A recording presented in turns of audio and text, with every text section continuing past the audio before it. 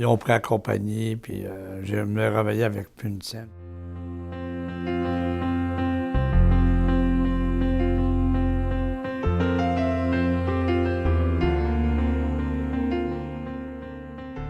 Bonjour, je m'appelle Yvon, j'ai 73 ans. Je voudrais vous parler comment je me suis relevé d'une fraude. J'ai parti une compagnie de conciergerie et d'entretien d'immeubles. J'avais 31 employés, on faisait beaucoup de rénovations. Ça veut dire, moi, je travaillais pour des Français qui me donnaient des contrats. Les autres avaient 140 immeubles, 1800 logements.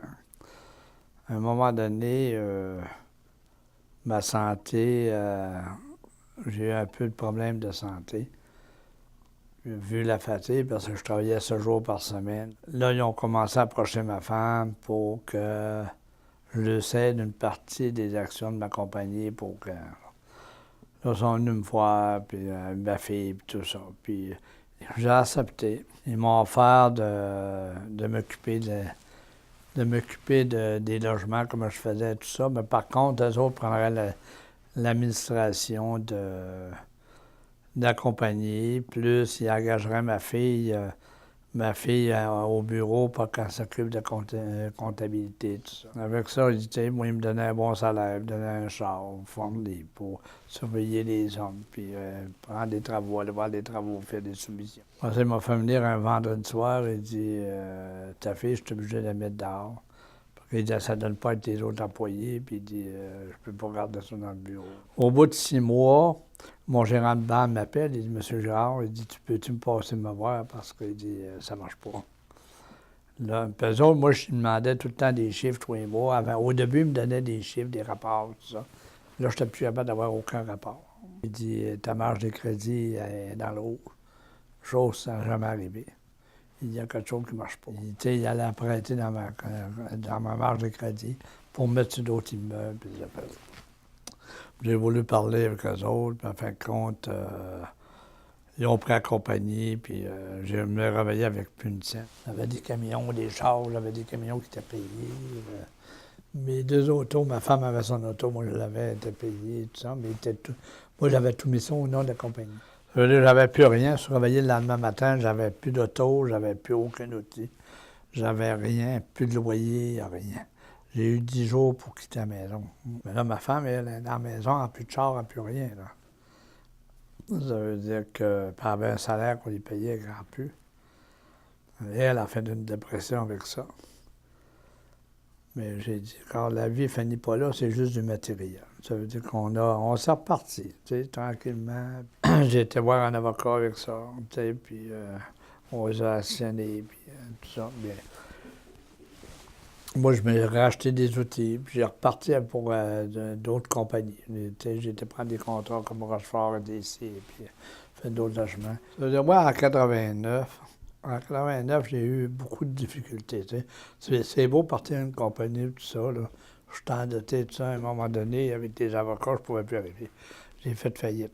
Là, en 90, là, j'ai tombé malade. J'ai été 1 an, donc je marchais même plus. Je marchais avec 2 cannes. J'ai retiré tous mes rires pour pouvoir vivre. À un moment donné, j'ai dit, oh, ça sert à rien de se battre. C'est ma cause, mais c'est ma santé qui me parle. Ça veut dire que j'ai tout laissé tomber. Ça, mes rires, c'était mon fonds de pension. Moi, je voulais prendre ma retraite.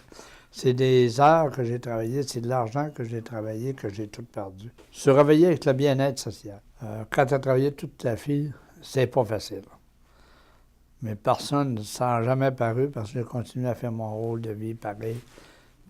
J'ai toujours marché la tête haute, pareil, la même chose. Mais depuis 1990, j'ai fait une crise de cœur, j'ai eu 5 pontages au travers de ça. Ça m'a donné un bon coup, ça.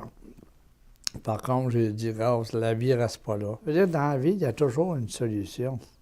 Tu sais, tu es capable, si tu veux, tu es capable de t'en sortir. Mais ça prend un vouloir, tu sais. Puis ça faut que tu t'obliges de le passer. Ta journée passée, il y a toujours une solution pour l'autre journée. Parce que le passé, tu ne peux pas le corriger. OK? Tu peux t'améliorer en t'en allant. L'erreur que tu as faite, tu ne la referas plus. Mais elle va te donner une expérience que tu vas passer sur la même affaire, mais tu vas passer autrement. Quand tu vois des gens qui sont malades, puis ils vivent avec une maladie, puis va voir, c'est ceux-là qui sont les plus forts. Tu sais, la moitié du temps, c'est ces gens-là qui sont plus forts. Moi, j'admire, moi, ces gens-là. Même si tu es malade, même si tu as des problèmes, tu as toujours une solution. Faut pas. C'est toi qui. Si tu t'abats, si tu lâches la machine, c'est là que ça embarque par-dessus. Faut pas te lâcher la machine. Faut que tu aies un espoir.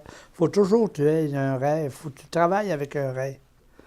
Bon Dieu, il m'a donné une deuxième chance. J'ai fait une crise de cœur en 98, puis j'ai eu 5 portages. Mais il est sorti, tu sais, il m'a donné une chance. Je me lève le matin, je suis en vie, puis tout ça. J'ai tout à ce que je veux. Mon père m'a donné toujours une force. Sans le vouloir, il m'a donné une force. Il m'a appris comment c'était la vie. Puis la vie n'était pas facile. Puis je pense que la vie n'est pas facile, mais elle est belle quand tu sais comment la prendre. Tu sais, c'est la vie. Oui, je trouve la vie belle.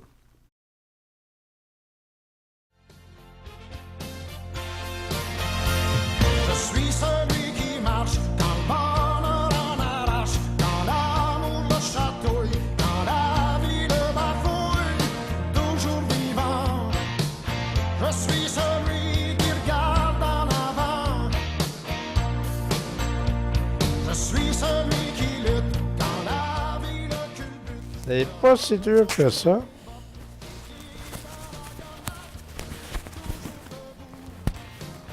Je suis celui qui va jusqu'au bout. Je suis celui